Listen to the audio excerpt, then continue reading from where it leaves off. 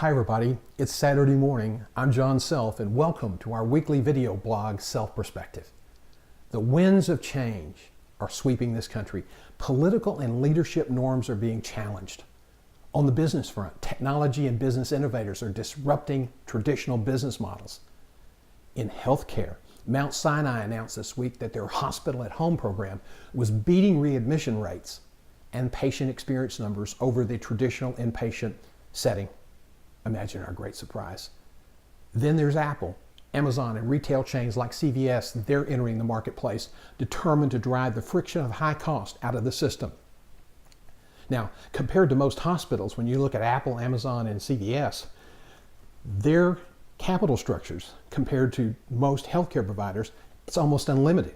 So they will be formidable competitors. And that affects leadership. As I said, leadership norms are being challenged.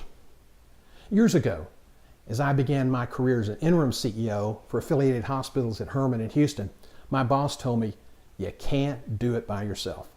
The changes you have to make, you have to have a team, so you can't do it by yourself. But here's the issue.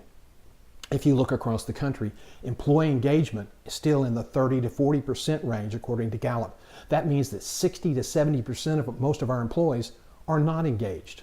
And in healthcare, that can be dangerous. The other very concerning issue is that the statistics on trust of our basic institution, including religious institutions, is at an all-time low.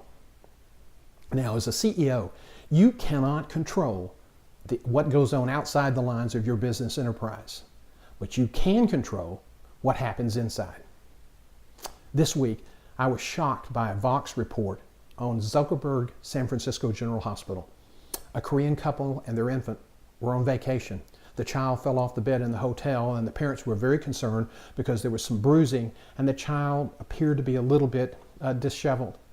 And so they called 911 and rushed to the hospital's trauma center. The doctors quickly discerned that there was no big issue. The baby took a nap in mother's arms, they fed it some formula, and they left within 3 hours. And then they got a bill. Everything should have been okay, right? The bill was more than $18,000. $15,000 of that was for trauma activation. Now here's the thing. Charges like that, are you building trust with your community? Are you building trust with your employees?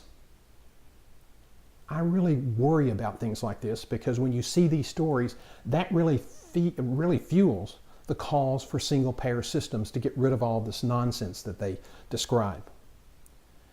So here's a question we are now asking our executive candidates, from CEO to VPs. What are you doing as an executive? What have you done in your organization to build trust? Give us some examples. We have to focus on the issue of trust. We cannot improve healthcare. We cannot reduce cost. We cannot improve quality of care. We cannot enhance patient safety unless we have a trust and just environment. And if you're a leader and you're not focusing on that issue, I question whether you can have sustainable results that will meet everyone's expectations. If you have some comments or suggestions, you can reach me at asktherecruiter@johngself.com. Thanks for watching, and I'll talk to you next week.